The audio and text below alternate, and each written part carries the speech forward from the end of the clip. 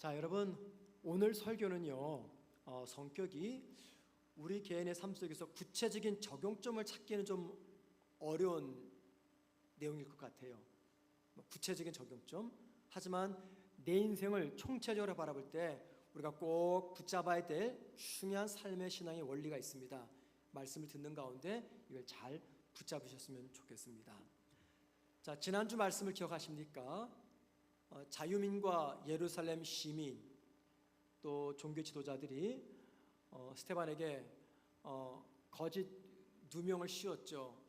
그 이유는 그들이 스데반을 감당할 수가 없었기 때문입니다. 그래서 스데반을 감당할 수 없었던 이유가 무엇이었는가, 스데반의 삶과 사역의 동력이 무엇이었는가를 생각해 보았어요. 그게 다름 아닌 하나님의 은혜였습니다. 하나님의 은혜에 충만했던 스데반을 사람들이 이겨내지 못하니까 스데반에게 신성 모독죄라는 누명을 씌웠어요. 성전과 율법을 폐지한다는 말을 전했다 해서 신성 모독죄를 뒤집어 씌워서 이제 사내들인 의결기관에 고소를 한 겁니다. 자, 오늘 본문은 그 재판장에서 스데반이 어떤 내용의 변론을 했느냐, 스데반의 변론 내용입니다. 사도행전 7장 전체가 다 스데반의 변론 내용인데 우리는 이거를 스데반의 설교라고 이야기합니다. 예수님 외에 성경에 기록된 신앙의 인물 중에서 설교문을 이렇게 길게 말한 사람은 스데반이 유일합니다. 스데반의 설교가 너무나 깊고 탁월한데 우리가 이미 잘 아는 이스라엘의 건국 이야기입니다. 그 설교를 하나하나 살펴보는 것은 시간상 부족하기 때문에 그 변론에 담긴 핵심 사상, 이게 무엇인가를 좀 생각해 보려고 합니다. 사내들인 의회의 최고의장 대제사장은요, 스데반을 고소했던 거짓 증언들의 이야기를 다 듣고 난 다음에 마지막으로 최후 변론으로서 스데반에게 스스로 변론할 기회를 줍니다. 스데반의 혐의는 신성 모독이며 잘못하면 사형에 처해질 수도 있습니다. 따라서 스데반의 변론에 따라 스데반은 살 수도 있고 죽을 수도 있습니다. 자, 여러분, 스데반이 사형을 피하려면 어떤 내용의 변론을 해야 될까요? 지금 스데반을 고소한 죄목이 무엇입니까? 성전과 율법이 필요 없다라는 주장과 사상을 퍼뜨렸다는 죄목입니다. 그렇다면은 자신은 뭐라고 말합니까? 그들의 고소를 일축해야 됩니다. 나는 절대 그런 말한 적이 없다. 성전을 폐지하라고? 큰일 날 소리. 율법이 필요 없다고? 큰일 날 소리. 어떻게 우리가 성전과 율법을 버리느냐? 성전과 율법은 우리 삶의 전부이다 하면서 성전과 율법을 칭찬하고 지켜서야 됩니다. 그리고 이 이스라엘 사람들과 종교 지도자들이 믿었던 것처럼 성전은 하나님의 집이다 라고 말해야 됩니다. 그런데 스데반은 자신에게 불리한 진술을 합니다. 도대체 스데반이 무슨 이유 때문에 또 어떤 내용의 진술을 했는가, 이 문제를 좀 오늘 설교를 통해서 찾아보려고 합니다. 스데반은 먼저 자신의 변론을 시작하면서요, 이스라엘 나라의 건국 조상인 아브라함과 이삭과 야곱과 요셉과 모세와 다윗과 솔로몬의 이야기를 언급합니다. 특이한 점은 스데반이 설교 중에 쭉 구약의 인물들을 언급하면서 솔로몬에서 멈췄다는 겁니다. 여러분, 스데반이 왜 이스라엘의 건국 역사를 이야기하면서 솔로몬에 와서 멈춘 것일까요? 그 이유가 있습니다. 그것은 이스라엘의 역사를 스데반은 성전의 관점에서 설명하고 싶었기 때문입니다. 솔로몬 이전에는 성전이 있었습니까? 없었습니까? 없었어요. 솔로몬 이후에나 이 성전이 세워졌습니다. 자, 예수님 당시 종교 지도자들은 이스라엘 사람들에게 어떻게 가르쳤습니까? 성전은 하나님의 집으로서 성전에 와서 제사를 드릴 때, 특별히 제사장의 집례하에 제사를 드릴 때 하나님을 만날 수 있다. 그러니 최소 1년에 한 번은 성전에 와서 제사를 드려라 라고 가르쳤습니다. 자, 그 결과 이 성전은 이스라엘 사회의 중심이 되었습니다. 이스라엘 사람들의 삶의 전부였습니다. 그리고 종교 지도자들은 성전을 자신들의 권력을 유지하고 재산을 모으는 도구로 사용하게 된 것입니다. 자, 스데반은 변론을 통해서 종교 지도자들과 또 이스라엘 사람들에게 묻고 싶은 것이 있었어요. 그것은 당신들이 성전을 하나님의 집이라고 하는데, 그러면 성전이 세워지기 전에는 하나님이 어디에 계셨습니까? 라는 질문입니다. 즉, 성전이 세워지기 전 아브라함과 이삭과 야곱과 요셉과 모세 시대 때는 하나님이 어디에 계셨습니까? 이 질문을 하고 싶었던 거죠. 그리고 이렇게 질문하고 나서 스데반이 스스로 답을 설명해 줍니다. 예를 들면 2절 말씀에서는요, 스데반이 이런 얘기합니다. 하나님이 아브라함이 그의 고향 메소포타미아, 즉 갈대아 우르에 있을 때 그를 찾아가셨다 이야기합니다. 또 본문 9절에서는요, 요셉이 애굽 땅에 팔려갔을 때도 그 애굽 땅에도 하나님이 계셨다라고 말하고, 10절에서는요, 애굽의 바로 왕궁에도 하나님이 계셨다 이야기합니다. 그리고 사도행전 7장 29절에서는요, 모세가 미디안 광야에서 양을 칠 때에도 하나님이 거기 계셨고, 또 38절 말씀 보니까는 모세가 시내산에 올라가서 율법을 받을 때도 하나님이 거기 계셨고, 이스라엘 백성이 광야에 있을 때도 하나님이 거기 계셨다라고 이야기합니다. 스데반이 무엇을 이야기하고 싶어서 이런 이야기들을 늘어놓고 있는 것입니까? 이유가 있습니다. 48절과 50절 말씀을 함께 보시겠습니다. 그러나 지극히 높으신 이는 손으로 지은 곳에 계시지 아니하시나니 선지자가 말한 바 주께서 이르시되 하늘은 나의 보좌요 땅은 나의 발등상이니 너희가 나를 위하여 무슨 집을 짓겠으며 나의 안식할 처소가 어디냐 모든 것이 다 내 손으로 지은 것이 아니냐 함과 같으니라. 이 말씀을 전하고 싶었습니다. 이게 바로 스데반이 7장 전체에 걸쳐서 변론하며 설교했던 요지였습니다. 핵심이었습니다. 한마디 이런 거죠. 성전만 하나님의 집이 아닙니다. 하나님 창조하신 모든 것이 하나님이 거하시는 하나님의 집입니다 라는 것을 알리기 위해서 아브라함과 이삭과 야곱과 요셉과 모세의 생애 속에 찾아오신 하나님의 역사를 전한 거죠. 한마디로 무소부재하신 하나님, 안 계신 곳이 없는 하나님, 이 하나님을 전하고 싶었던 것입니다. 자, 그런데 여러분, 스데반은 설교를 거기에서 멈추지 않습니다. 여기까지 말한 다음에 스데반은 또 하나 중요한 것을 설명합니다. 그것은 하나님은 당신이 창조한 곳에 계시는 뿐만이 아니라 그곳에서 아무 일도 하지 않은 채 그냥 손 놓고 계신 것이 아니라 계신 그곳에서 무엇인가를 위해서 부지런히 열심히 최선을 다해서 일하고 계시다라는 것을 강조하고 있습니다. 사도행전 7장에는요, 아브라함과 이삭과 야곱과 요셉과 모세 등의 행적들이 기록되어 있습니다. 삶의 모습들이죠. 그런데 이들의 그 행적은요, 무엇과 연결되냐면 이스라엘이 건국의 역사와 연결되어 있어요. 그러니까 건국 행적입니다. 스데반은 이들의 행적들은 모두가 다 하나님의 이끄심의 결과였다 이야기합니다. 자, 그 증거들이 너무 많아서 다 살필 수는 없고 오늘 세 가지만 좀 찾아봅니다. 첫째, 2절과 3절입니다. 우리 조상 아브라함이 하란에 있기 전 메소포타미아에 있을 때 영광이 하나님이 그에게 보이시되 내 고향과 친척을 떠나 내가 내게 보일 땅으로 가라 하시니. 이게 무슨 설교입니까? 아브라함이 75살에 고향을 떠난 것은 자기의 의지가 아니라 하나님께서 부르시는 부르심에 순종한 결과였다 이야기합니다. 또 9절과 10절 말씀 보시죠. 여러 조상이 요셉을 시기하여 애굽에 팔았더니 하나님이 그와 함께 계셔 그 모든 환난에서 건져내사 애굽 왕 바로 앞에서 은총을 주시매. 자, 여러분, 요셉이 애굽에 팔렸을 때 얼마나 고생을 많이 했습니까? 거의 13년 이상 고생을 했어요. 그런데 그 고생에서 어떻게 빠져나왔어요? 하나님께서 이끌어내셨다.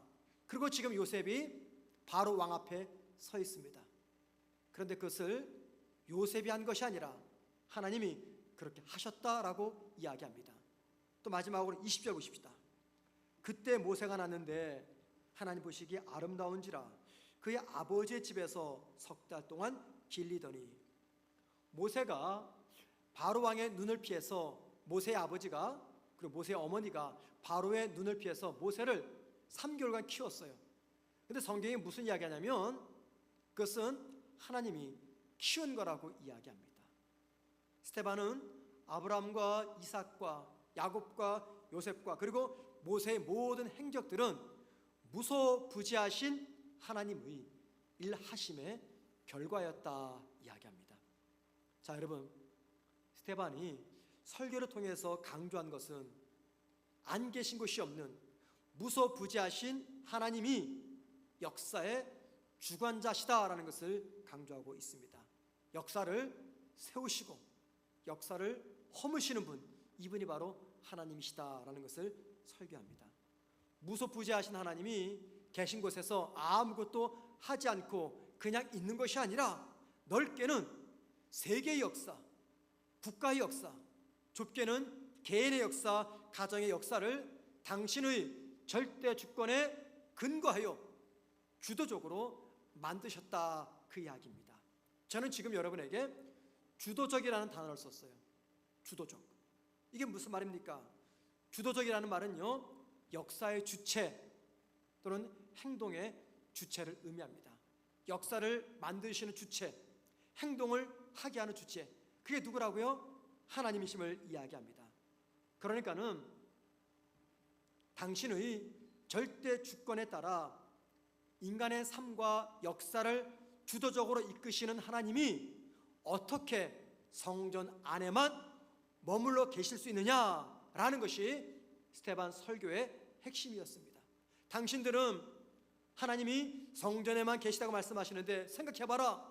우리 조상 때부터 지금까지 온 역사를 절대 주권하에 주도적으로 이끄신 하나님이 어떻게 이 성전 좁은 곳에서만 머물 수 있느냐? 하나님은 안 계시 없는 무소부지하신 하나님이다 라는 것을 알고 싶었던 것이 스데반의 본심이었습니다. 여러분, 역사 좋아하십니까? 역사란 무엇일까요? 영국의 유명한 역사학자 중에 E.H. 카라는 학자가 있습니다. 그가 쓴 아주 유명한 책이 있어요. 역사란 무엇인가. 이 역사를 공부할 때 첫 번째 읽어야 되는 교과서와 같은 책인데, 역사란 무엇인가 1장에서 카는요, 역사를 이렇게 간단하게 정의합니다. 역사란 현재와 과거 사이 끊임없는 대화다라고 말합니다. 현재와 과거 사이에 끊임없는 대화, 이게 바로 역사라는 것이에요. 이 말은 과거의 사건을 통해서 현재를 살아가는 지혜를 얻을 수 있고 깨달음을 얻을 수 있다, 그 말이죠.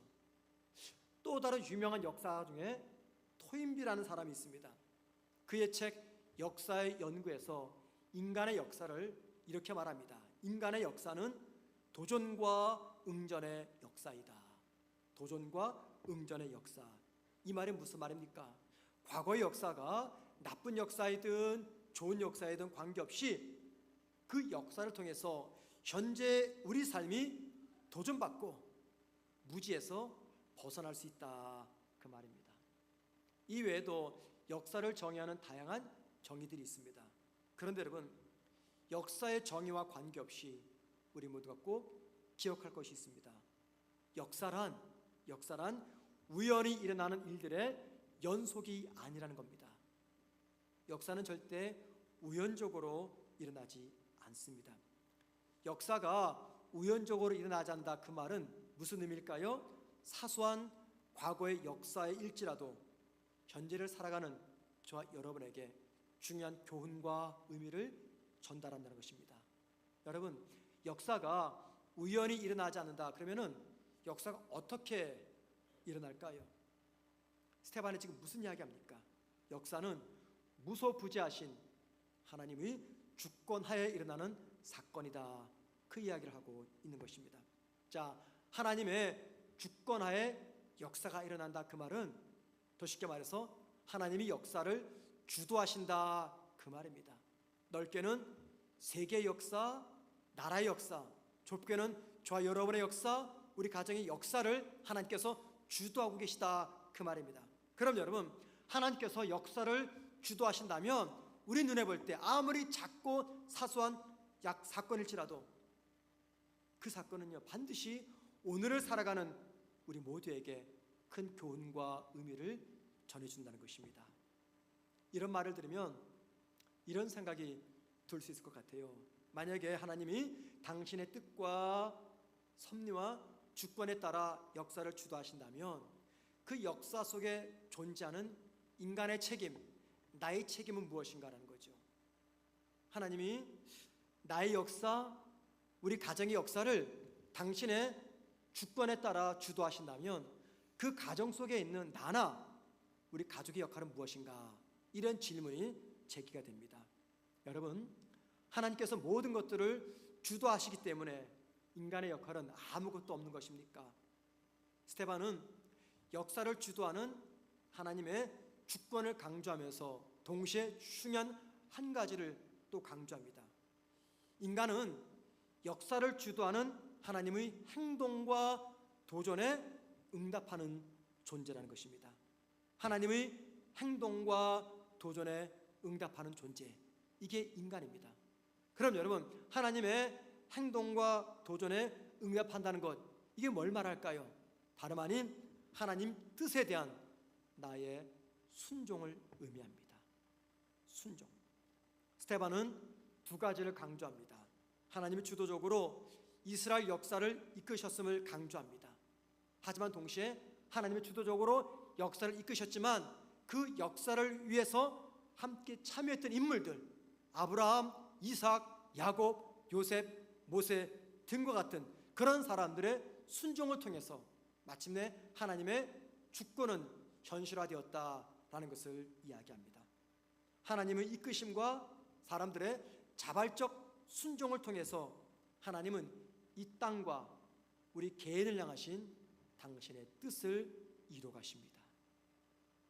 한 임금이 왕궁에서 가장 똑똑한 현자 3명을 불렀습니다. 그리고는 물었습니다. 이 세상이 우연으로 움직이느냐 아니면 인간의 이성으로 움직이느냐 물었습니다. 첫 번째 현자가 말하기를 이 세상은 우연의 힘으로 움직입니다.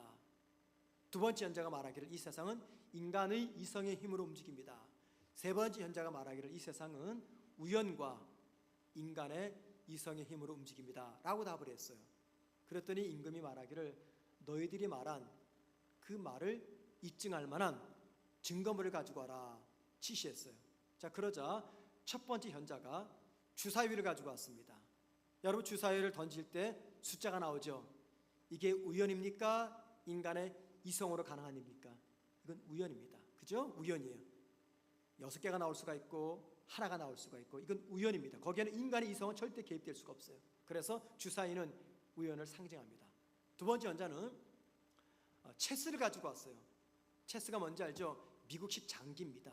인간의 이성을 이용해서 말을 옮기는 거죠. 그래서 체스는 인간의 이성을 상징합니다. 세 번째 현자는요, 100개말을 가지고 왔어요. 100개말은 주사위를 던져가지고 숫자가 나오면 그 숫자만큼 말을 옮기는 체스입니다. 그러니까 100개말은 우연과 인간의 이성을 상징하는 것입니다. 여러분, 한번 여러분께 여쭤볼게요. 이 세상은 우연으로 움직입니까? 아니면 인간의 이성의 힘으로 움직입니까? 뭘로 움직입니까? 자, 이 질문을 제가 신앙적으로 한번 바꿔볼게요. 이 세상은 하나님의 주권만으로 움직입니까? 아니면 이 세상은 인간의 자유의지와 선택과 결정으로 움직입니까? 아니면 이 세상은 하나님의 주권과 인간의 자유의지, 선택, 결정으로 움직입니까? 만약에 종교 지도자들이 주장한 것처럼 하나님이 성전 안에서만 존재하신다면 하나님은 당신의 능력을 성전 밖에서는 활용할 수 없습니다. 반대로 하나님이 당신이 창조한 온 창조물에 세계 모든 곳에 존재하신다면 하나님은 성전뿐 아니라 온 세상을 당신의 주권과 섭리에 따라 주도하실 겁니다. 그런데 문제는 뭐냐면, 문제는 세상에 속해 있는 인간의 역할과 책임은 무엇인가라는 겁니다. 그래서 여러분, 역사를 이루는 하나님의 주권과 인간의 책임과 인간의 역할의 관계를 우리가 어떻게 보아야 되느냐, 이 문제는요, 우리가 삶에서 만나는 다양한 사건들이 있잖아요. 그 사건들 앞에서 우리가 어떻게 반응할지를 결정나게 합니다. 예를 들면 오래전에 메르스가 터졌죠. 그때 일부 극우파 목사들이 무슨 이야기를 했냐면은 이 메르스는 하나님께 주신 하나님의 뜻이다. 왜냐하면 그 당시 서울에서 국제 동성애 모임이 모일 예정이었어요. 그 동성애 모임을 갖지 못하도록 하기 위해서 하나님께서 대한민국에다가 메르스를 주셨다. 왜냐하면 메르스가 두려워서 동성애자들이 한국에 오지 않기 때문에. 그런 이야기를 했어요. 자, 여러분, 만약에 메르스가 하나님이 동성애 집회를 차단하기 위해 내리신 벌이라면은, 조치라면은 성도들은요 마스크를 쓰지 말아야 됩니다. 또는 감염되어도 병원에 가지 말아야 됩니다. 왜 그럴까요? 예방과 치료 행위는 하나님의 주권에 도전하는 행위이기 때문입니다. 우리가 보통 자동차를 타고 여행을 갈 때 꼭 기도하죠. 하나님 안전하게 지켜주세요. 그렇게 하나님께서 안전히 지켜줄 걸 믿고 기도했다면 출발 전에 자동차 상태를 점검해야 됩니까? 하지 말아야 됩니까? 만약에 믿음으로 기도한 뒤 자동차 타이어나 자동차를 점검했다면 이게 믿음이 있는 행위입니까? 없는 행위입니까? 반대로 기도하고 나서 자동차를 점검하지 않고 그냥 떠났다면 이게 믿음이 있는 행위입니까? 아니면 믿음이 없는 행위입니까? 헷갈리시죠? 자, 여러분, 하나님의 주권과 뜻을 방패 삼아서 자신이 해야 될 책임을 다하지 않는 성도들이 있습니다. 의외로 있습니다. 하나님의 뜻, 하나님의 계획, 하나님 주권, 이걸 믿음의 방패 삼아서 정작 내가 해야 될 일을 하지 않는 성도들이 있어요. 이런 신앙은요 절대 바른 믿음이라고 말할 수가 없습니다. 의외로 많은 신앙인들이 모든 것들이 하나님의 주권 하에 일어난 일이기 때문에 내가 할 수 있는 것은 아무것도 없다. 그래서 단지 하나님의 주권과 뜻과 결과를 내가 운명적으로 수용해야 된다. 심지어는요 이런 성도들도 있어요. 분명히 자신이 잘못해서 일어난 아픔이에요. 게으르고 죄를 짓고 부주의하고 조심하지 않고 그 질병에 찾아오고 시험에 떨어지고 잘못됐고 가정의 아픔이 찾아왔습니다. 배우자의 잘못도 용서하지 못하고 만나기만 하면 싸우려고 하고 가정의 위기가 찾아왔어요. 그런데 자신의 잘못 때문에 벌어진 아픔인데 그 책임을 하나님의 주권을 핑계 삼아서 하나님의 책임으로 돌릴 때가 있어요. 모든 것들을 하나님의 뜻, 하나님의 주권, 내 삶에 불행이 찾아와도 나의 잘못, 나의 부주의, 나의 실수는 생각하지 않고 하나님께 그 책임을 돌립니다. 하나님의 운명을, 하나님의 주권을 운명론적으로 받아들이시면 안 됩니다. 예를 들면 열왕기하 20장 말씀 보면요, 시스기야가 병에 걸렸잖아요. 많이 힘든데 이사야 선지자가 찾아왔어요. 찾아와서 하나님의 뜻을 전달합니다. 왕이요, 당신은 이 병으로 곧 죽게 될 것입니다. 그게 하나님의 뜻입니다. 히스기야가 그날부터 기도하기를 시작합니다. 그리고 히스기야의 간절한 기도를 들으신 하나님이 히스기야의 생명을 몇 년간 연장하셨습니까? 15년간 연장하셨어요. 15년간. 하나님의 별명이 있죠. 불변하시는 하나님, 변함이 없는 하나님입니다. 그런데 하나님이 바뀌었어요. 여러분, 하나님은 불변하시는 분이세요. 그런데 그 불변하신 하나님의 뜻과 계획을 바꾸실 때가 있어요. 그때가 언제인지 아십니까? 인간을 사랑하시기 위해서는, 인간에게 하나님의 사랑이 필요할 때는 기꺼이 하나님은 당신의 뜻을 돌이키십니다. 그렇기 때문에 하나님의 주권을 우리가 운명론적으로 받아들인 다음에 모든 잘못들의 책임을 하나님의 뜻이라고 돌리는 것은 잘못된 신앙이라는 것입니다. 하나님이 사람을 창조하실 때 사람에게 주신 귀한 선물이 있습니다. 그게 인격입니다. 인격은요, 다른 말로 말하면 결정권, 선택권 또는 자유의지입니다. 그 자유의지로서 사람은 선을 선택할 수가 있고 악을 선택할 수가 있습니다. 그 자유의지로서 사람은 하나님의 주권에 순종할 수가 있고 거역할 수가 있어요. 그 자유의지로서 사람은 선악과를 따 먹을 수 있고 따 먹지 않을 수가 있습니다. 하나님의 원함과 뜻은 무엇입니까? 인간이 선을 선택함으로 선악과를 멀리하는 겁니다. 그런데 인간이 자신의 선택으로 그만 선악과를 따 먹었어요.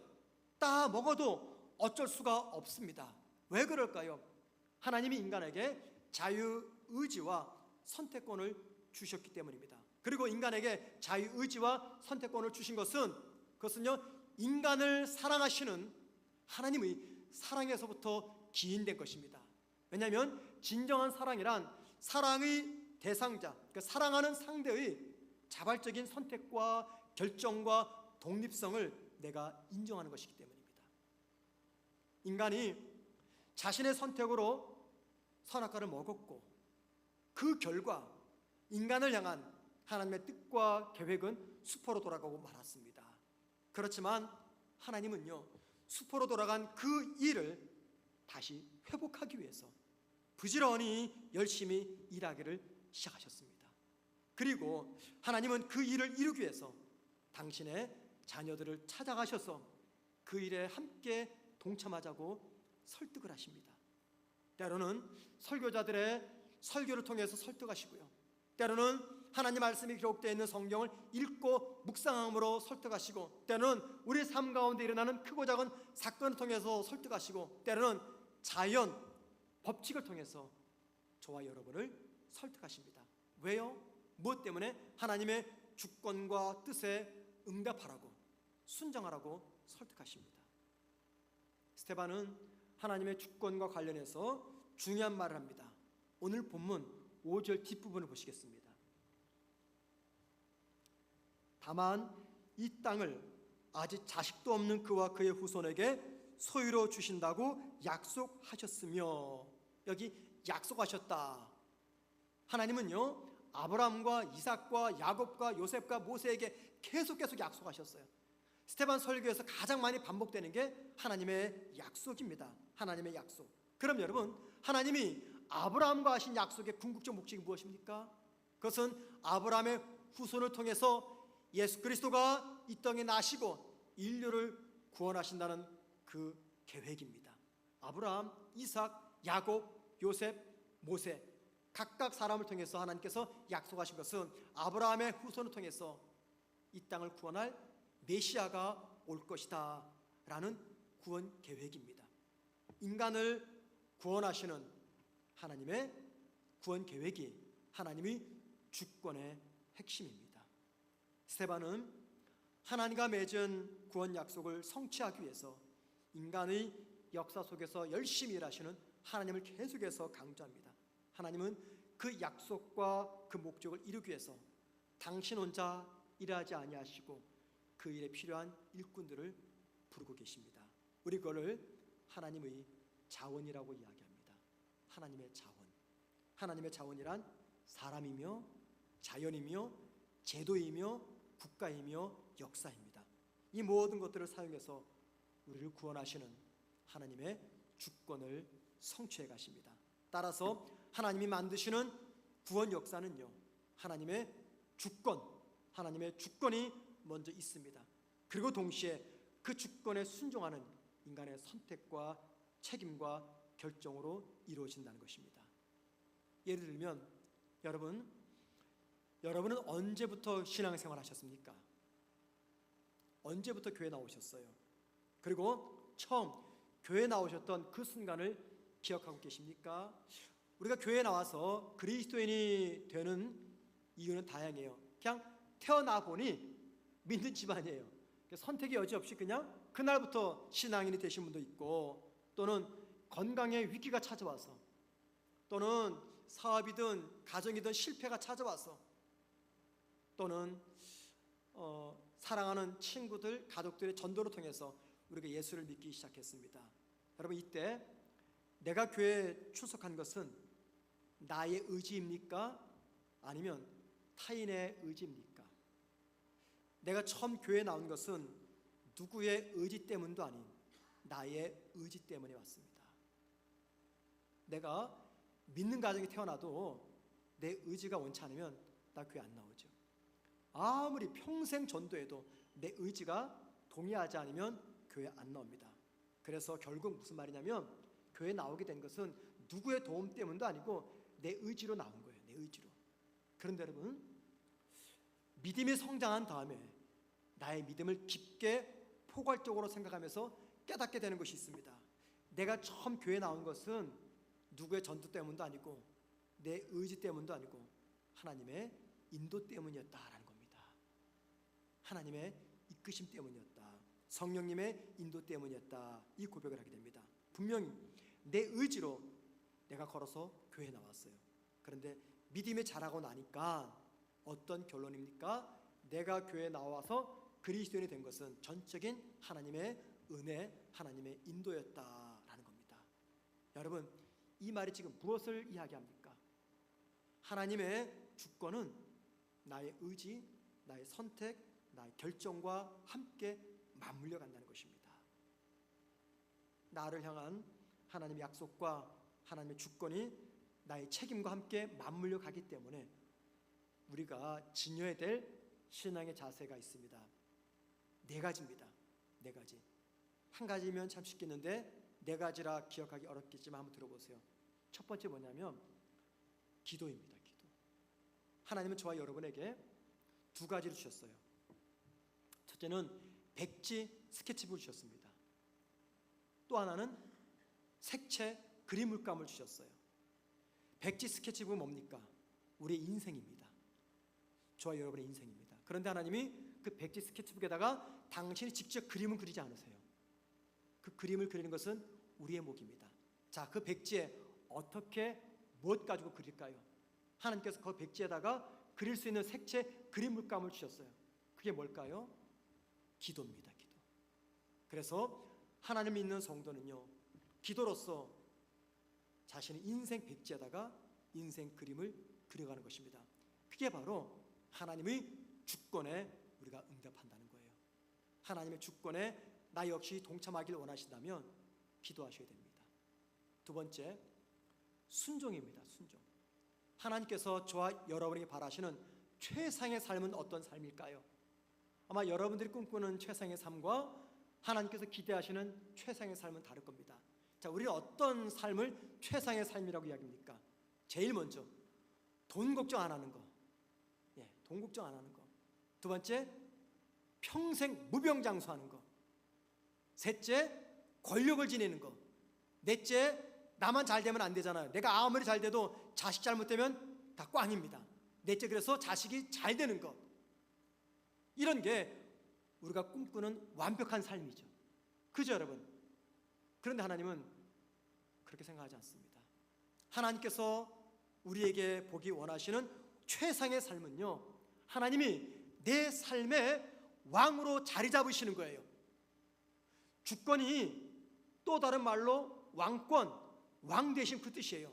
하나님께서 내 삶의 왕으로 자리를 잡으시는 거예요. 그리고 우리는 그 왕의 명령에 따라 매일매일 순종하면서 살아가는 것, 이걸 하나님은 가장 바라시는 최상의 삶이라는 거예요. 그렇기 때문에 하나님의 주권에 응답하는 삶을 살기 위해서는 하나님께서 말씀하실 때 기꺼이 순종하셔야 됩니다. 세 번째, 신뢰입니다. 신뢰. 하나님이 당신의 주권에 응답하라고 우리에게 요청하는 것, 신뢰입니다. 하나님은 당신을 믿는 자녀들에게 약속을 주셨어요. 여러분들의 그 영어 테스트를 좀 해보겠습니다. 신약 성경이 영어로 뭡니까? 뉴 테스트먼트예요. 그죠? 구약 성경은 올드 테스트먼트. 이 테스트먼트가 뭘까요? 라틴어로 약속 그 뜻입니다. 그러니까 하나님의 약속이 기록된 책이 신약과 구약 성경입니다. 스데반은 7장에서 아브라함과 이삭과 야곱과 요셉과 모세와 약속하신 하나님을 강조합니다. 그런데 보세요. 그 약속은 그들에게 하셨지 나에게 한 게 아니잖아요. 만약에 그 약속이 그들만의 약속이라면 왜 우리가 이 약속을 들어야 됩니까? 더더욱이 개인에게 한 약속을 왜 굳이 성경에다 기록되나 해놓고 후대의 성도들에게 읽게 하는 것입니까? 그것은요, 성경에 기록된 인물들은 믿는 자들의 대표이자 예표이기 때문입니다. 따라서 성경에 기록된 모든 약속, 성경 인물에 등장한 사람과 하신 그 약속은 나에게 한 약속입니다. 하나님의 약속에 대한 우리의 자세가 뭡니까? 그 약속을 신뢰하는 겁니다. 우리 사업하시는 분들 계시죠? 혹은 가게를 경영하시는 분들, 거래할 때 두 종류의 거래가 있죠. 현금 거래가 있고 어음 거래가 있습니다.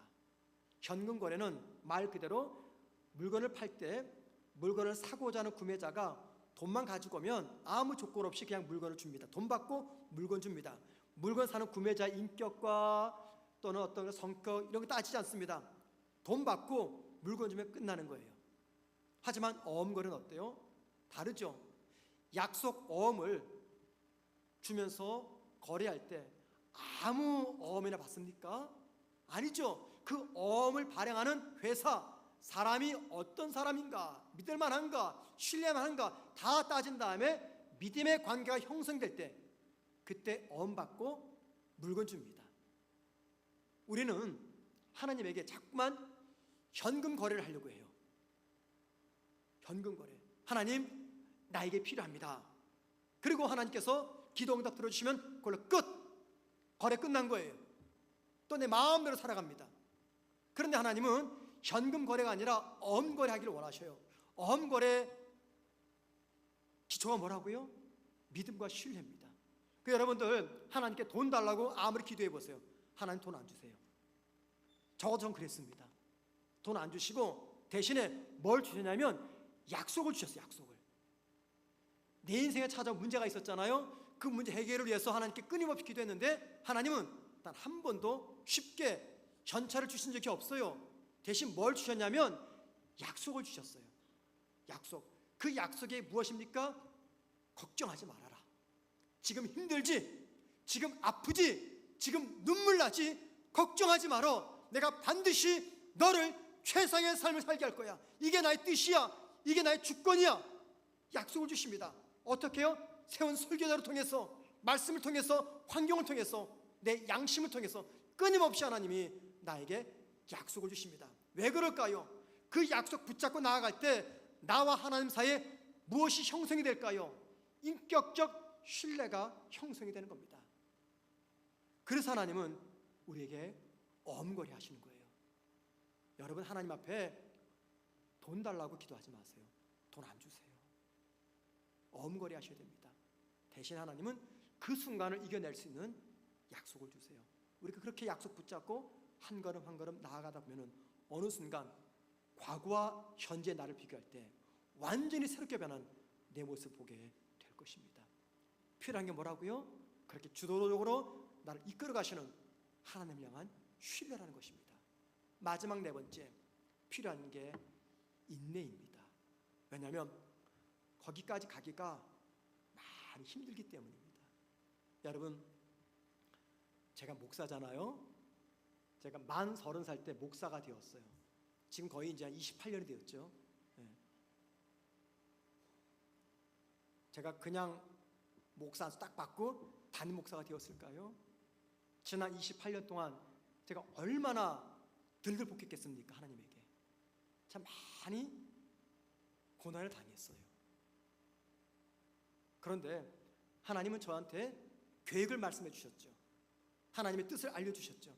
그 과정까지 말할 수 없는 연단의 과정을 지났지만 하나님 저에게 인내할 수 있는 믿음을 주셨고 지난 28년 동안 인내하며 견디면서 여기까지 와서 이나마 목사할 수가 있게 된 것입니다.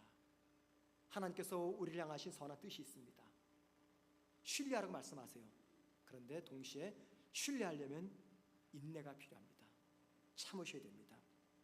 하나님의 주권과 약속이 성취될 것을 신뢰하면서 인내하는 과정을 통해서 어느 순간 이전과는 완전히 변한 성숙한 나의 모습을 보게 될 것입니다.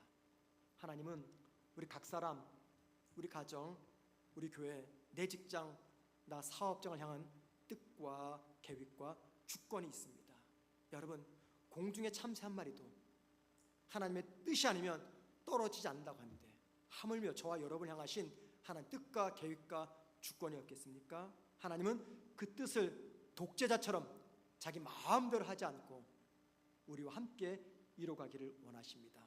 하나님께서 우리에게 주신 자유의지, 선택, 그리고 결정권으로 당신의 주권에 동참하기를 원하십니다. 뭘 가지고요? 기도와 순종과 믿음과 인내를 가지고. 그리고 우리가 기억할 것이 있습니다. 하나님이 무소부지하신 분, 어느 곳에서나 계신 하나님을 우리가 신뢰하고 믿어 나갈 때 지금 내 삶의 환경이 어떠하든지, 내가 어느 곳에 있든지, 내 모습이 어떠하든지 지금 이곳에도 하나님이 나와 함께 계시다, 이런 확신을 갖게 될 것입니다. 많은 것을 잃어도요, 이 확신만 잃지 않으면 우리 넉넉히 그 자리를 지나갈 수가 있습니다. 하나님께서 당신의 주권에 응답하라고 저와 여러분에게 말씀하십니다. 기도와 순종과 신뢰와 인노로서 하나님의 주권에 응답하시는 우리 모두 되기를 주님의 이름으로 축원을 드립니다. 자, 말씀을